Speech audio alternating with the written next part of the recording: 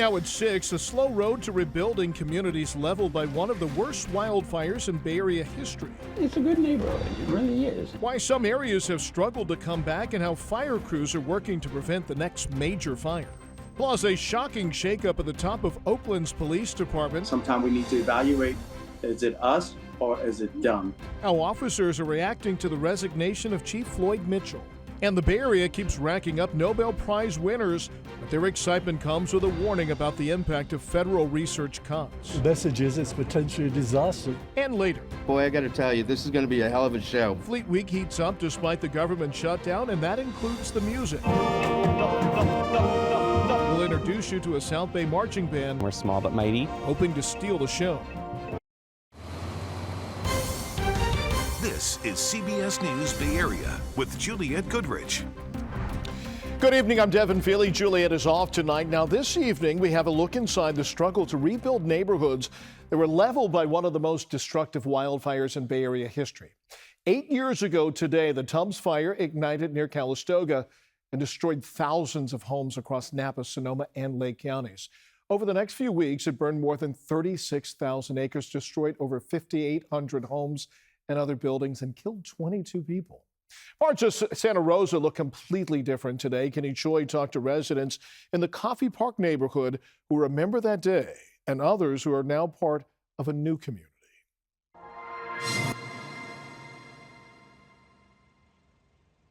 What was a neighborhood burned to ashes by an unrelenting inferno 8 years ago, Santa Rosa's Coffee Park is these days hardly recognizable. Emil Lyon lived through the terror. Young guy came and pounded on our door and said, "We got to get out of here, there's a big fire." His old red truck somehow survived and still runs strong, but the Tubbs fire destroyed his home. Took us a while to get out of here, but we got out of here. He was displaced for nearly 2 years before his home was eventually rebuilt. He continues to fill his front yard with plants. Paul Lowenthal is spokesperson for Santa Rosa Fire. You look at Coffee Park, over 90%, 96, 97% rebuilt, very few vacant lots. Fountain Grove still has a lot of construction underway. However, there are a lot of people back home, which is great to see. Residents say they're accustomed to nearly a decade of constant construction. The owner of this home in the Larkfield Wickiup neighborhood, who wasn't able to talk to us on camera, says he's fortunate his home will be completed. But others in the area haven't been able to rebuild. Experts say a lack of insurance or no insurance at all is a common reason why. Empty lots for sale abound amid newly constructed homes. I love to see the area repopulated in a very responsible way. This homeowner moved in after the 2017 wildfire and says it's good to see more accessory dwelling units also popping up in the neighborhood. His main concern is whether residents will remain vigilant and prepared for the next wildfire, whenever that might be. As residents build more fire-resistant homes, the city's fire department has bolstered its staff and added a new engine company after voters approved County Ballot Measure H, giving them more resources. Scott Westrope is chief of the Santa Rosa Fire Department. It was the right time to put these new units in service around the anniversary of the Tubbs, but it builds into the resiliency that we've worked so hard on in the last 8 years in Santa Rosa. Fire officials say certain areas, including Fountain Grove, have been rid of dangerous tree canopies, but that in some cases, invasive, heavy vegetation is worse than it was in 2017. In Coffee Park, residents like Emil have settled into his familiar but new neighborhood in many ways. It's a good neighborhood, it really is. Like so many in Santa Rosa, he's adapted and pressing forward in a resilient way.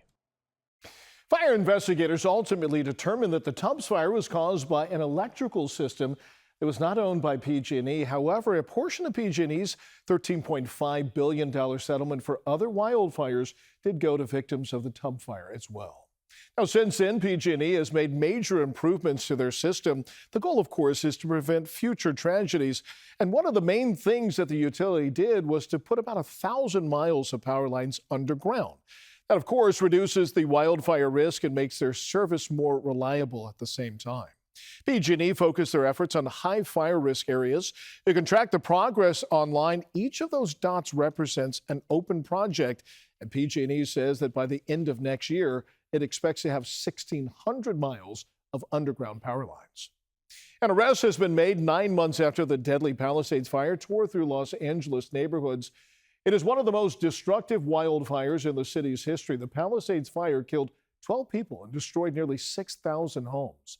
The suspect has been charged with intentionally starting that blaze. Federal authorities arrested 29-year-old Jonathan Rinderknecht in Florida. They say that he lived in Pacific Palisades and then moved to Florida at some point after the fire. Prosecutors say that on January 1st, the suspect finished his shift as an Uber driver and then made his way to a hiking trail in Pacific Palisades. Investigators say that's when he lit a small fire with a lighter. The blaze was later put out by LA Fire, but a small portion of it smoldered under the ground and then exploded into the Palisades fire a week later. The acting U.S. attorney revealed a disturbing piece of evidence today. The allegations in the affidavit are supported by digital evidence, including the defendant's ChatGPT prompt of a dystopian painting showing in part a burning forest and a crowd fleeing from it. The suspect is expected to appear back in federal court tomorrow morning. If he's found guilty, he could face up to 20 years in prison.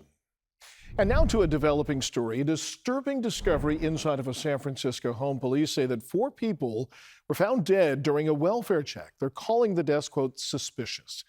Now, this happened on Monterey Boulevard in the Westwood Highlands neighborhood that is not too far from City College. Police say they got a welfare check call just after 1 o'clock this afternoon. The caller was worried because he was not able to reach his brother's family.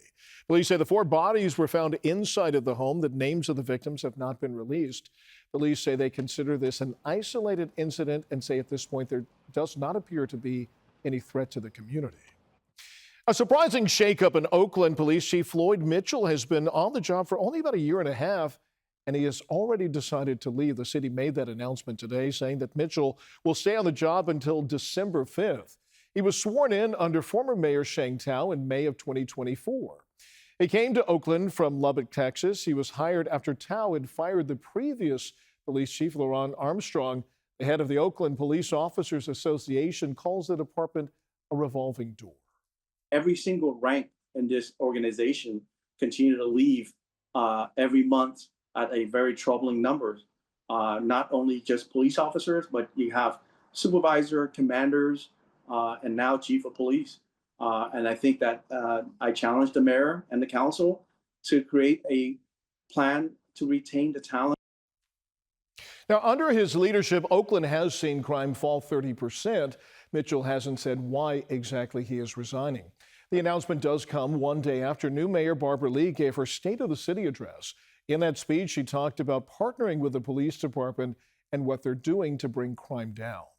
And some of the work that we have done includes the city-funded 5 police academies. We also are investing in new technologies to make Oakland safer. Our Department of Violence Prevention secured $5.5 million in federal funding to expand ceasefire. Now, the city says that Chief Mitchell will work with Mayor Lee to find an interim chief before a new one can be selected. Another day, another Nobel Prize for UC Berkeley. Omar Yaghi was one of 3 scientists awarded the Nobel in chemistry. He was recognized for discoveries that could ultimately reduce pollution and combat climate change.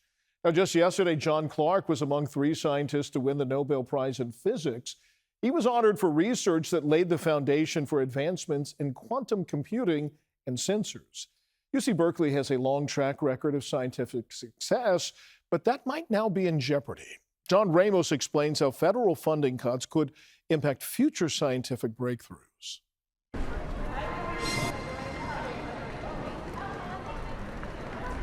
It's been a good week for the University of California. 3 Nobel Prizes in 3 days. On Tuesday, it was physics professor John Clark's turn, although he admitted he didn't really believe it when he got the call from Sweden. I wasn't quite sure at the beginning whether or not this was a sort of a junk call, but it turned out, it soon became clear that it was real. And I was sitting there just feeling completely stunned. It never occurred to me in my entire life that anything like this would ever happen.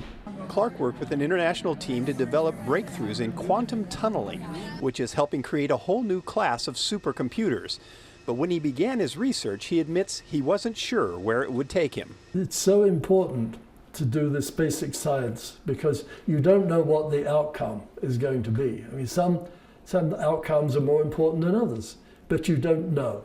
Another important outcome came today with the announcement that Professor Omar Yaghi won the Nobel Prize in Chemistry. But it was absolutely thrilling.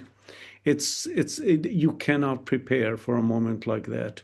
So I was just surprised and delighted by the news. He is part of a team that created spaces in molecules through which gases can flow. It will allow water to be harvested from the air in desert environments and potentially create ways to chemically remove contaminants and even carbon dioxide from the environment. Born in Jordan, the UC Berkeley chemist shares the award with scientists located in Australia and Japan. Science is a language that allows all people to talk to each other. Scholars can be exchanged and learn from other scholars in other countries, and this is how knowledge was spread. But America is in danger of losing that exchange of knowledge. Funding cuts to all areas of scientific research, especially at public universities, run the risk of isolating the United States from the scientific community. Both Nobel winners spoke about that. This is an immensely serious problem. And I certainly know personally people who've lost most of their funding. And this will cripple much of the United States science research unless they reverse this procedure. If this continues, assuming that the present administration finally comes to an end, it may take a decade to get back to where we were, say, half a year ago. Without funding, you can't do science. Science costs money, and it's an investment into our future. We do have to compete with other countries who also compete for our talent. So we need to make sure that we fund science to a level that allows us to excel and to compete with others. We are the jewel. I mean, our science is a jewel in the crown of our country. So we cannot allow that to slip. The Trump administration frequently talks about the importance of America being competitive in areas like manufacturing, high tech, and artificial intelligence. It doesn't take a rocket scientist to know that in today's world, that all begins and ends with science. And both of those Nobel winners say that their breakthroughs only happened because they had government funding for the research. Professor Clark warns that just the cuts to the National Institutes of Health could set the country back 10 years. And still ahead here at 6, the government shutdown can't get rid of all of the excitement of Fleet Week. We're going to let you know who you can still see in the air and on the water. Plus, inside the music of Fleet Week, we're going to meet a South Bay drum major hoping to lead his school to a surprise title on the High School Band Challenge.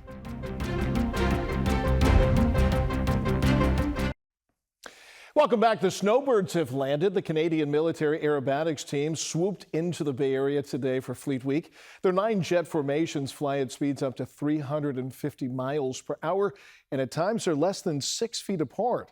The snowbirds will be flying in the air show Friday through Sunday. And the Colombian ship, the ARC Gloria, has also arrived in San Francisco. The triple-mast tall ship passed under the Golden Gate Bridge earlier today. It's going to be open for public tours starting at 9 tomorrow morning. Now, however, officials confirmed that Fleet Week is going to look different this year. The federal government shutdown means that there will be no parade of ships and that the Blue Angels likely won't be performing during the air show. But there is still the music during Fleet Week. High school marching bands compete for $10,000 and for bragging rights as the best band in the Bay Area. Bands from 2 East Bay high schools, Pittsburgh and Concord, have dominated that competition in recent years. But one school in the South Bay, Morgan Hills and Sobrato High, is coming for the crown. Suji Nam meets a drum major who believes that his band can smash it.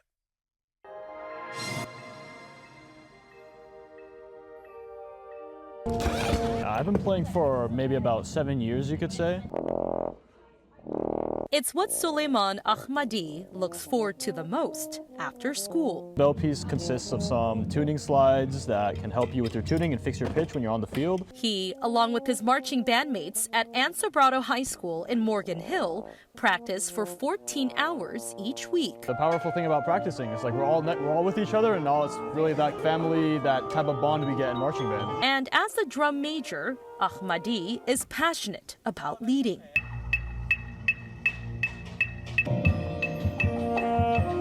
This is the band's 5th year competing in San Francisco's Fleet Week High School Band Challenge. Set that expectation of good leadership, of kind of leading as an example.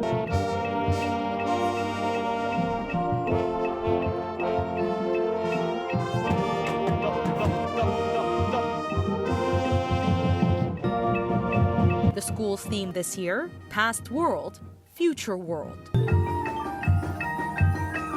It's definitely a good way to get everyone together and kind of just get good at something that we're trying to work on. A little more than 50 students make up the marching band, performing alongside several color guards. All right, reach up.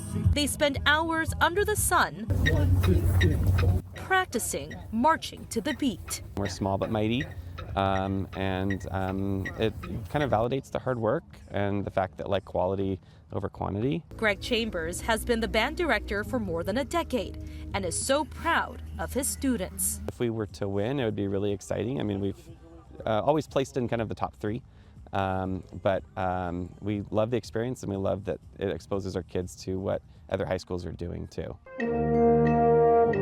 And for Ahmadi, he's soaking up every second. As a graduating senior, this will be his last Fleet Week challenge. It really shows us, how to really communicate with people, how to make friends. I met my people here. I met some of my friends, Making friends and priceless memories through the gift of music. It's truly a wonderful world. The High School Band Challenge goes down this Monday at Golden Gate Park Band Shell. Now, this Friday, you can check out the San Francisco Fleet Week Spectacular. We're going to have the air show and talk to people on the ground enjoying the celebration. The live action starts at 2 p.m. right here on CBS Bay Area. Governor Newsom has signed a new bill into law aimed at speeding up the expansion of Highway 37 in the North Bay. We're talking specifically about the stretch between Novato and the Vallejos Mare Island, an area that is famous for snarling traffic even during non-peak hours. Caltrain plans to address the issue by adding a carpool lane on both sides, but under the current laws, crews can only work 3 months out of the year because of the potential impacts on 4 local animal species. The newly signed bill waives some of those rules with the goal of getting that project done a lot quicker. Temperatures yesterday reached up into the 80s and 90s inland, and today only the 60s and 70s. Talk about a turnaround. That onshore breeze, the cloud cover present for much of the day certainly helped. And now we have a few chances of rain that we're tracking coming up in the first alert forecast. What a difference 24 hours can make, from inland heat and plenty of warmth around the bay to temperatures dipping below average today, and the cool temperatures are going to continue. Let's take a look at what else you need to know as we head through the next few days. Temperatures are part of the story, but 3 different rain chances that we are watching. The first of which is going to arrive later tonight into early tomorrow. Not going to amount to much. Rain chance number 2 arrives Friday into Friday night, mainly for the North Bay, and also not going to amount to much, but a much more promising, more widespread system that could be associated with a low-end atmospheric river. It's going to be heading our way by the first half of next week, specifically Monday and Tuesday, but could even linger into Wednesday. We'll get into all that. Let's start with temperatures and some fog visible as we look towards the Golden Gate from Salesforce Tower. Temperatures are all in the 60s at this point. Yesterday at this time, we still had some readings in the mid-80s. Now everybody's between 64 degrees in Santa Rosa and 69 degrees currently in San Jose. We'll end up in the 50s by later on tonight. As the cloud cover builds in once again, we are going to see temperatures kind of stalling out in the 50s, so actually ending up a little bit above average for those low temperatures later tonight. It's going to be fog and the low cloud cover kind of jumbled together on the map by early tomorrow morning, and some of these clouds are going to be yielding a few rain showers.